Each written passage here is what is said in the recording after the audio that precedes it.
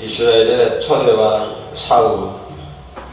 사울의 길을 이어서 이스라엘 2대 왕이죠. 다윗이 왕이 되는 과정이 기록이 되어 있는 것이 사무엘상 10장에 있는 말씀입니다. 우리에게 특이하게 볼 수 있는 게 14절인데 여호와의 영이 사울에게서 떠나고 여호와께서 부르시는 악령 소리 듣고 있습니다. 여호와의 신이 떠나고 성령이 떠나오신 것이죠. 사울에게. 우리가 성령이 한번 임하면 떠나지 않는다. 한번 구원받으면 인침에 계속적으로 구원받는다. 그런 신학적인 논쟁이 있긴 합니다만은 오늘 본문에서 보면은 성령이 사울에게 있다가 떠나가는 것을 볼 수가 있죠. 성령이 떠나고 악령이, 근데 악령이 여호와께서 부르시는 악령이라고 표현하고 있습니다. 여호와께서 부르시는 악령이 그를 번나게 하는지라. 그렇죠. 사울을 번나게 만드는 그런 과정을 볼 수 있고요. 이새의 아들들 중에서 이새의 아들들 8명이죠. 8명인데 그 막내가 다윗. 그래서 양을 지키는 사람들. 우리가 이 대목에서 좀 살펴볼 수 있는 게 베들레헴은 그 떡집이라고 하는 의미를 가지고 있거든요. 베들레헴이라는 것이 떡집이라고 하는 것이고, 또 다윗이라는 이름의 뜻이 뭘까요? 사랑받은 자. 다윗은 사랑받은 자라는 이름을 가지고 있고, 베들레헴은 떡집이라고 하는 의미를 가지고 있습니다. 그래서 사무엘이 하나님의 명을 받고 이제 2대 왕을 세우기 위해서 베들레헴에 갔는데 남송아지를 끌고요. 남송아지 제물을 바치기 위해서 갔는데, 그런데 그 자리에는 7째 아들까지 다 와 있는 것 같아요. 다윗의 아들 7. 근데 왜 다윗은 이새가 아들? 근데 왜 다윗은 그 자리에 제사 지내는데 참여하지 못하고 들에 나가서 양을 치고 있는 모습을 볼 수가 있습니다. 그래서 이 부분에서 우리가 좀 생각해 볼 수 있는 게 뭘까요? 다윗이 막내잖아요, 막내. 형들은 전부 다 이제 첫째를 비롯해서 그 첫째가 뭡니까? 엘리압이죠. 엘리압은 뭐 용모가 준수한 것 같습니다. 키도 훨씬 크고 좀 건장한 그런 사람인 것 같습니다. 그리고 그 다음을 이어서 또 아비나답도 불러서 지나가게 하고, 쌈마도 지나가게 하고. 그런데 10절 말씀 보니까 이새가 그의 아들 7을 다 사무엘 앞으로 지나가게 했다. 근데 그 7째까지는 아마 그 자리에 있었지 않았냐. 제사 지내는 자리에. 아마 장로들이 다 와서 예배를 드리고 있으니까요. 장로들이 예배를 드리고 있으니까.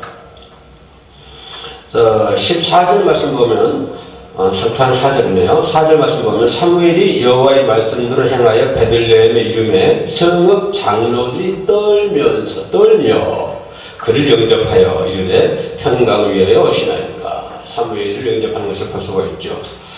자, 이런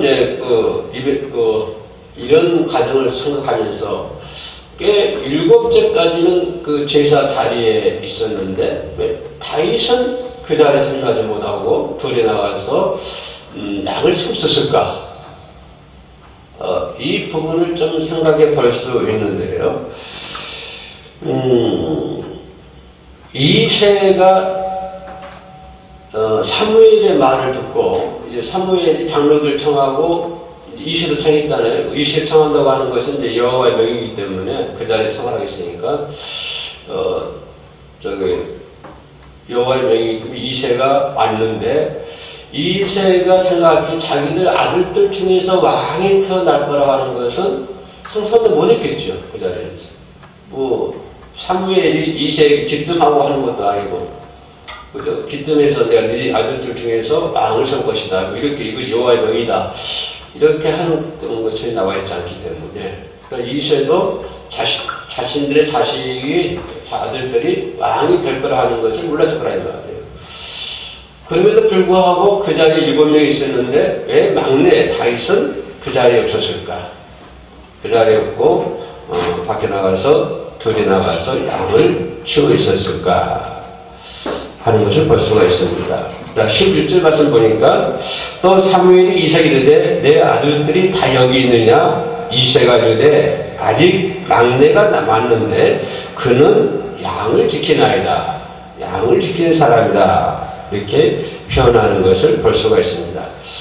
자, 이런 가정을 볼 때, 꼭 막내가 양을 지켜야 되느냐. 그죠? 그런 우리가 생각해 볼 수가 있는 것이고요.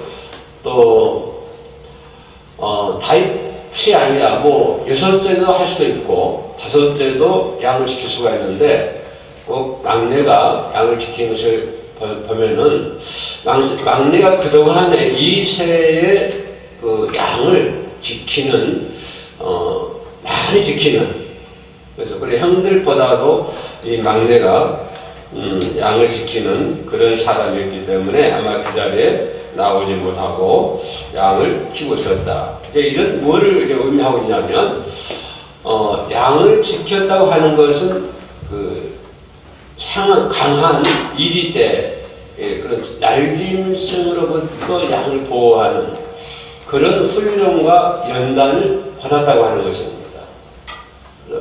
그 훈련과 연단을 많이 받았다고 하는 것인데, 이걸 조금 더 크게 우리 학대해서, 이건 내 생각입니다만은, 꼭 맞는 것은 아니고요. 이리로부터 그 강한 그 일이나 늑대나 이런 것들로부터 양을 보호한다고 하는 것은 골리앗으로부터 이스라엘 민족을 보호하는, 그죠? 거기까지 생각해 볼 수 있고요. 더 한 번 나아가면 예수 그리스도가 이 땅에 오셔서 이스라엘 민족을 보호하는, 그죠? 거기까지 우리가 구속사적 관점에서 보면 거기까지 우리가 생각해 볼 수 있다라고 하는 것입니다. 그래서 다윗은 골리앗을 쳐부시는, 그죠? 그런 역사가 이루어지고 더 나아가서 그의 뿌리에서 예수님이 탄생하셔서 온 인류를 보호하는 많은 그 이리, 늑대, 그런 날짐승으로부터 양을 보호하는 것처럼 예수님이 오셔서 세상의 많은 사람을 보호하는 그런 의미를 가지고 있다고 하는 것을 볼 수가 있습니다. 그래서 다윗이 그 제사를 지내고 있는 그 자리에 오지 못하고 들에서 양을 지키는 것도 그런 구속사적 관점에서 우리가 바라볼 수 있는 대목이다라고 하는 것을 한번 생각해 볼 수 있는 대목이죠. 아무튼 다윗은 사랑받은 사람, 사랑받은 자라는 뜻을 가지고 있고요. 아까 얘기했던 것처럼 베들레헴은 떡집이라고 하는 그런 의미를 가지고 있습니다. 그래서 결국 그 다윗은 은혜로운 왕이 되었고, 제2대 이스라엘 민족의 제2대 왕이 되었고, 또 성경 우리 맨 끝부분을 본문 낭독에서 보면은 18절에 여호와께서 그와 함께 계시려이다. 하나님께서 하나님께로부터 합한 자라고 성경이 얘기하죠. 하나님께로부터 합한 자이다라고 말씀하고 있고, 또 메시아적 관점에서 보면 메시아적 대표다라고 하는 것을 우리가 생각해 볼 수가 있습니다. 아무튼 다윗은 그로 인해 가지고 이스라엘 민족의 2대 왕이 되었고, 또 인생을 성공적으로 사는 사람이었다라고 하는 것을 볼 수가 있습니다. 인생을 성공적으로 보는 사람, 성공적으로 사는 사람. 그래서 인생을 성공적으로 사는 사람은 어떤 사람일까요? 하나님께로부터 합하다고 인정받을 수 있는 그런 사람이 인생을 성공적으로 살 수 있다. 그죠? 본문처럼 여호와께서 그와 함께 계셔야 되리다. 여호와께서 함께하면 그 사람 인생이 성공을 할 줄로 믿습니다. 이 부분에서 조금 더 생각해 볼 수 있는 것은 그러면 사무엘이 베들레헴에 가서 제사 지낼 때 그 자리에 참여했던 일곱 아들들 그들의 삶은 성공적인 삶이었을까요? 이세의 아들 8명 중에서 다윗만이 성공적인 삶을 살았을까요? 라고 우리가 생각해 본다고 한다면 우리가 여기 왜 이쪽 부분을 터치하냐면 제사를 지내도 하나님께로부터 합한 제사를 지내야만이 인생이 성공할 수 있다고 하는 것입니다. 이 부분을 간접적으로 본문에서 좀 추론해 볼 수 있는 그런 대목이다 라고 하는 것을 말씀을 드릴 수가 있겠습니다. 아무튼 이 다윗은 하나님만을 의지하는 사람이었다. 철저하게 하나님을 믿는 믿음, 하나님을 바라보는 신앙, 아주 철저하리만큼 그런 사람이었다 하는 것을 볼 수가 있죠. 세상에는 의지가 많이 있잖아요. 재물도 의지할 수 있고, 어떤 권력도 의지할 수 있고, 권세, 지식, 명예, 그죠? 또 기술, 많은 사람들의 학식, 이런 것들을 의지할 것이 세상에는 많이 있습니다. 그죠?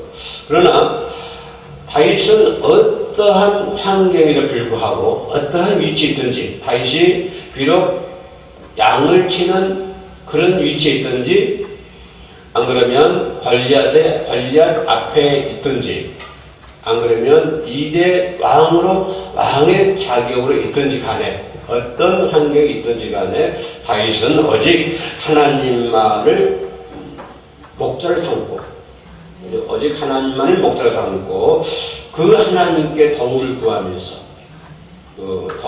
하나님께 도움을 구하고 그 하나님을 의지하면서 살아온 사람이 다윗이었다. 그렇기 때문에 다윗은 성공적인 삶을 살 수가 있었다고 하는 것입니다. 많은 사람들은 세상 물질을 세상 것을 의지하고 살았지만 다윗은 어떤 처지, 아래에 있던 위에 있던 어떤 처지에 있든지 간에 오직 하나님만을 자신의 목자로 삼고 그분만을 의지하면서 그분만에게 도움을 요청하면서 살아가는 사람이 다윗이었다 라고 하는 것을 볼 수가 있죠. 그래서 다윗은 오직 믿음의 사람이었다. 그래서 우리도 2023년도에는 오직 믿음의 길을 걸어가야 될 줄로 믿습니다. 환경이 더 나빠질 수도 있고 또 우리 앞길에 어떤 것이 또 어떤 허구리가 어떤 돌풍이 다가올 수도 있습니다. 그죠? 그런 것들이 안 오길 바랍니다만은 그러나 올 수도 있어요. 그럼에도 불구하고 어떤 위치에 있든지 간에 오직 하나님만을 의지하면서 하나님만을 바라보면서 다윗처럼 살아가야 될 줄로 믿습니다. 어찌 다윗이라고 해서 어려운 일이 없겠습니까? 그죠? 참 다윗이 어려움을 많이 겪은 사람이 다윗이거든요. 그죠? 그러나 그때마다 다윗은 기도했고 그 시편에 보면 다윗의 찬양이 상당히 많습니다. 다윗의 기도도 많고 다윗의 찬양도 상당히 많은데 그 어려움이 있을 때마다 다윗은 기도를 했고 찬양을 했다. 기도하고 찬양했다고 하는 것은 뭐가 그렇게 기도하게 만들고 뭐가 그러하여금 찬양하게 만들까요? 감사를 느꼈기 때문에 감사했기 때문에 그를 기도할 수 있었고 감사했기 때문에 그는 찬양할 수 있었다고 하는 것입니다. 그러면 왜 다윗은 감사했을까요? 여기까지 우리 생각해 보면 하나님께서 그에게 감사거리를 주셨다 라고 우리 생각해 볼 수가 있죠. 하나님께서는 다윗에게 감사거리를 주셨기 때문에 어려운 일이 많이 있었음에도 불구하고 그는 기도할 수 있었고 그는 하나님을 찬양할 수 있었다라고 하는 것입니다. 이걸 조금 다시 바꿔서 말하면 우리가 기도하고 우리가 찬양하면 하나님께서 우리에게 감사거리를 주실 줄로 믿습니다. 기도하는 가운데 감사가 임하고 찬양하는 가운데 감사가 임한다. 자, 다윗은 그 사울에서 쫓기면서 살잖아요. 사울에게 그죠? 엄청난 쫓기면서 살고 그뿐이에요. 혈육, 압살롬에게 또 자식에게 자식이 반길 들어가지고 아버지를 죽이려고 쫓아다니는 그러한 어려운 일을 당하게 됐고요. 그러나 그때마다 하나님께서는 다윗에 하여금 감사거리를 주셨고 다윗으로 하여금 감사하면서 찬양하게 나왔다. 자, 이 부분에서 우리가 생각해 볼 수 있는 것은 자, 아들에게 쫓기죠? 사울에게 쫓기고 있죠? 그죠? 비참한 일이잖아요. 비참한 일임에도 그럼에도 불구하고 그런 상황 속에서 기도하고 감사할 수 있었다고 하는 것은 찬양할 수 있었다고 하는 것은 다윗의 영혼 깊은 곳에서 나오는 감사였다. 그래서 영혼의 깊은 곳에서 나오는 감사, 영혼의 깊은 곳에서 나오는 찬양, 영혼의 깊은 곳에서 나오는 기도. 다윗의 기도와 감사와 찬양은 그런 다윗의 영혼의 깊은 곳에서부터 나오는 찬양이었다, 기도였다라고 하는 것을 생각해 볼 수 있습니다. 그 엄청난 어려움 속에서 엊그제 어떤 분이 와서 저기 간증을 잠깐 했죠. 딸이 혈액암으로 사경을 해놓고 있을 때 그때 나오는 찬양, 그때 나오는 감사와 기도는 그의 영혼의 깊은 곳에서 나오는 찬양이었다. 그의 영혼의 깊은 곳에서 나오는 기도였다. 나는 이렇게 생각을 해봅니다. 다윗이 그와 같은 영혼의 깊은 곳에서 나오는 찬양이었고요. 또 이 다윗의 믿음 보면 주의 종을 높이는 그런 믿음이에요. 사울을 죽일 수 있는 그런 기회가 많이 있었음에도 불구하고 다윗은 사울을 해치지 않았습니다. 이게 뭘 의미할까요? 주의 종을 높이는 그러한 믿음의 소유자였다라고 하는 것을 볼 수가 있습니다. 비록 사울이 악한 자였고 성경에 보면 사울은 망해야 되고 다윗은 흥해야 되잖아요. 그런 관계 속에 있음에도 불구하고 악한 자임에도 불구하고 다윗은 절대로 사울의 옷을 베이는 그런 지경, 다시 말하면 사울을 죽일 수 있는 그런 환경 속에서도 다윗은 사울을 죽이지 않았다. 왜 그랬을까요? 하나님의 종이었기 때문에.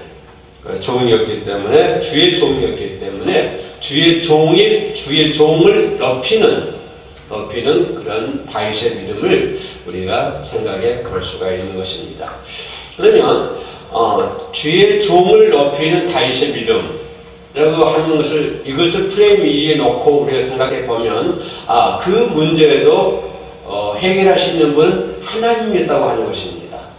자기를 높이는 것은 하나님이시지 사울이 내가 사울을 죽였다고 해서 높아지는 것은 아니라고 하는 것입니다. 사울의 관계도 이것도 역시 하나님께 맡긴 모든 문제를 하나님께 맡기는 그러한 다윗의 훌륭한 면모를 우리가 바라볼 수가 있는 것입니다. 아무튼 사울을 죽이지 않는 다윗의 믿음은 주의 종을 높이는, 비록 그가 악한 자였고 그가 용서받을지 못할 자였지만 그러나 그 부분도 하나님께 맡기고 모든 것을 하나님께 맡기고 주의 종을 높이는 다윗의 모습을 우리가 한번 생각해 볼 수가 있는 것입니다. 마지막 우리가 볼 수 있는 것은 아무튼 간에 다윗은 훌륭한 사람이었다. 그죠? 많은 어려움을 다윗은 군인이었잖아요. 군인. 결국 군인은 왜냐하면 다윗은 일생을 싸우는 사람이에요.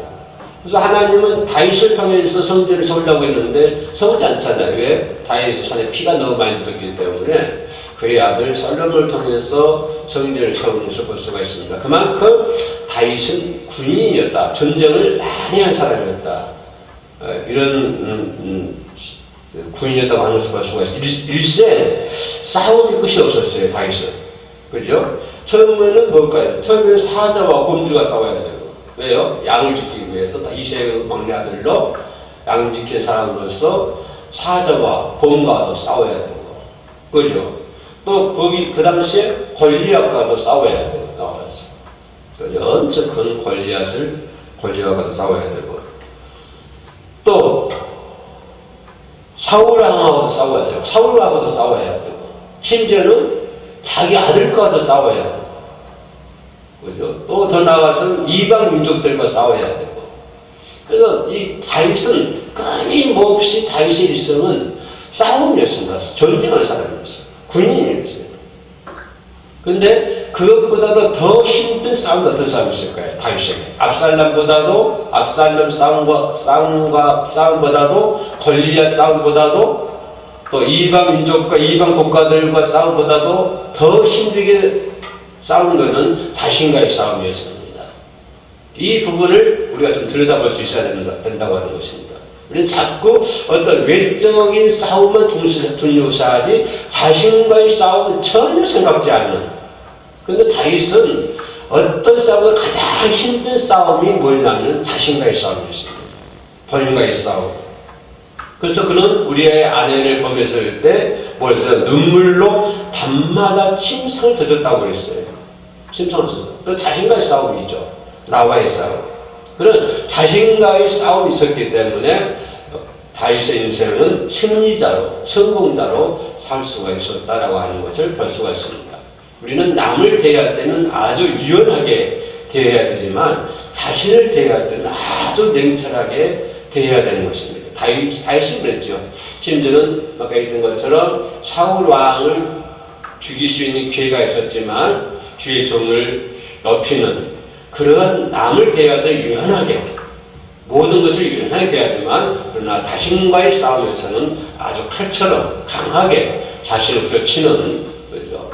자신과의 전쟁에서 승리하는 그런 다윗의 모습처럼 우리는 이웃과의 어떤 외적인 전쟁에서는 싸움에서 이기려고만 그러고 자신과의 싸움에서는 아무것도 생각하지 않는 그런 믿음이 선한 사람들을 우리 주변에서 많이 볼 수가 있습니다. 그러나 그것보다 다윗처럼 외적인 싸움에서는 유연하게 하고 그러나 자신과의 싸움에서는 철저하게 다윗처럼 아주 자신과의 싸움은 강한 싸움이 돼서 자신을 쳐서 복종시킬 수 있는 그러한 다윗의 모습. 그래서 결국은 다윗은 훌륭한 사람이었다. 인생을 성공적으로 사는 사람이었다. 라고 하는 것을 볼 수가 있습니다. 아무튼 다윗을 네 가지 분류해봤는데 첫째는 믿음의 사람이었다. 그죠? 둘째는 기도의 사람이었다. 셋째는 감사하는 사람이었다. 넷째는 그의 인생을 승리자로 이끄는 성공자로 이끄는 사람이었다. 라고 하는 것을 살펴보았습니다. 우리도 2023년자에 다윗처럼 살아갈 수 있는 저와 여러분 되시기를 주의 이름으로 축원합니다. 기도합니다. 거룩하시고 은혜로우신 하나님, 다윗은 하나님의 사람이었습니다. 그가 왜 하나님의 사람이었습니까? 하나님께로부터 합한 자이었기 때문에 하나님의 사람이었습니다. 우리는 하나님께 합하지도 않으면서 하나님의 사람이라고 생각하고 이해할 때가 너무나 많이 있습니다. 거룩하고 귀하신 하나님, 우리가 먼저 하나님께로부터 합한 자가 될 수 있도록 도와주시옵소서. 2023년도에도 어딜 가든지 하나님과 동행하는 삶을 살게 도와주옵소서. 예수님 이름으로 기도드립니다. 아멘.